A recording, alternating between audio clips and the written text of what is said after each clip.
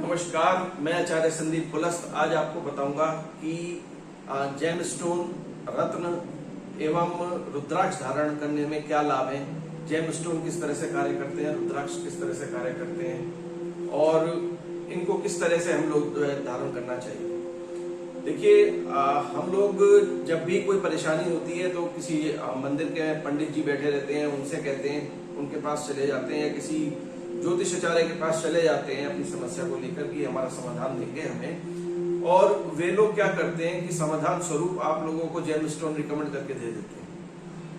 कहते हैं कि आप इसको धारण कर लीजिए और आपका जो है बढ़िया हो जाएगा सब कुछ। लेकिन ऐसा होता नहीं है। अक्सर मैंने देखा है 95% केसों में कि जेमस्टोन व्यक्ति गलत पहन के आते हैं, भरे रहते हैं अपने यहाँ। वो अलग बात है कि मित्रों के आपस में पहने हुए हैं, जो मित्र ग्रह हैं उनके पहने हुए हैं, वो ठीक है। लेकिन बहुत से लोग तो मैंने मित्र और शत्रु के भी पहने देखे, जिस पंडित ने, जिस ज्योतिषाचार्य ने जो बता दिया धारण कर दिया।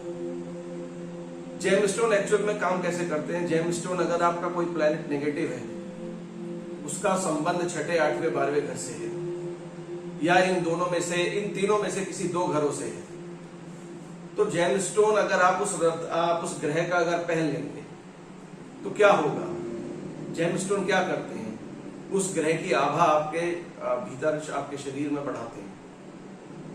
अगर वह ग्रह छठे, 8वें, 12वें घर से संबंध रखता है या 8वें, 12वें घर से संबंध रखता है, तो वह उस तीनों घरों के या उन दो घरों के परिणाम देने तुरंत चालू कर देगा, क्योंकि उसकी जो आभा है वो उसके परिणामों को बढ़ा देगी। इससे क्या होगा, आप जो समस्या को लेके गए थे या तो वो समस्या बढ़ गई, या इसके अलावा जो दूसरी समस्याएं थी जिनको पंडित जी ने ध्यान नहीं दिया, वो समस्याएं बढ़ती चली गई आप। लेकिन आप पहने रहते हैं क्योंकि आपका उसमें पैसा लगा होता है, आपका धन लगा होता है, आपका मोह होता है उसके अंदर, आप छोड़ ही नहीं पाते।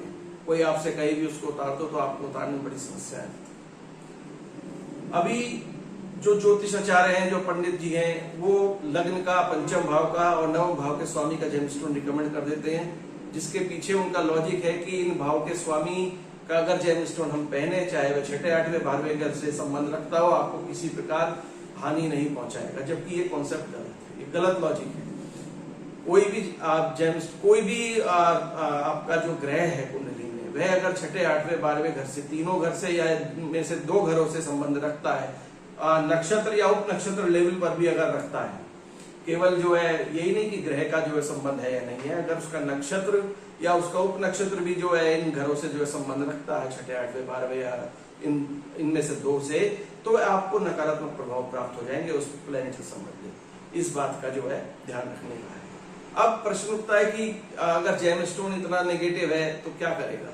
नहीं, जेमस्टोन नेगेटिव मैं नहीं कह रहा हूँ कि जेमस्टोन नहीं पहनना चाहिए, नेगेटिव परिणाम ही देगा।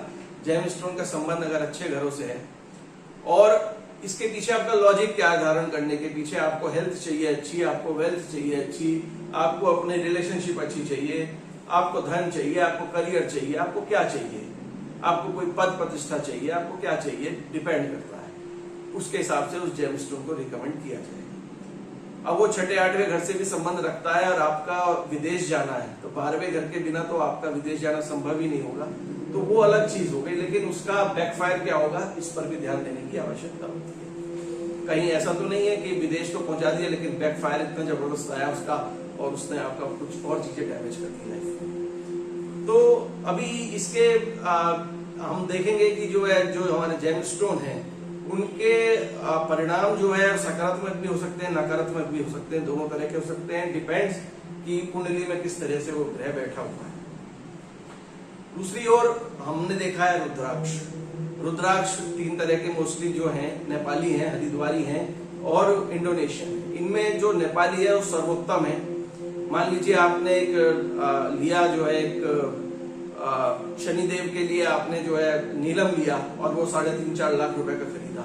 उसी प्रकार समझ लीजिए कि आपने एक नेपाली रुद्राक्ष ले लिया, तो वो भी आपका जो है, आपने जो एक साथ मुखी नेपाली रुद्राक्ष लिया, तो वह भी आप समझ लीजिए कि 3-3.5 लाख के नीलम के बराबर काम करता है, उससे भी अच्छा काम करता है। क्यों? क्योंकि रुद्राक्षों में एक लाभ है धारण करने से। उसमें लाभ ये है कि कोई भी प्लेनेट अगर छठे, 8वें घर से संबंध रखता है और आप उस रुद्राक्ष को धारण कर लेते हैं तो वह आपके जो छठे, आठवें, 12वें घर की जो नेगेटिविटी है उसको वो हटा देता है, उसको पॉजिटिविटी में कन्वर्ट कर देता है। क्योंकि ऐसा ही नहीं छठे, आठवें घर नेगेटिव ही हैं, वह बहुत सकारात्मक परिणाम भी देते हैं, बहुत सारी चीजें भी देते हैं, हमें नौकरी भी देते हैं, हमें फाइनेंस भी देते हैं, हमें जो है इनहेरिटेंस भी देते हैं, हमें जो है विदेश यात्रा भी देते हैं, हमारा इन्वेस्टमेंट भी है। तो ये बहुत सारी चीजें हैं, ये चीजें जो हमें जो छठे, आठवें, 12वें भाव से मिलती हैं। रिसर्च का भी काम करते हैं हम।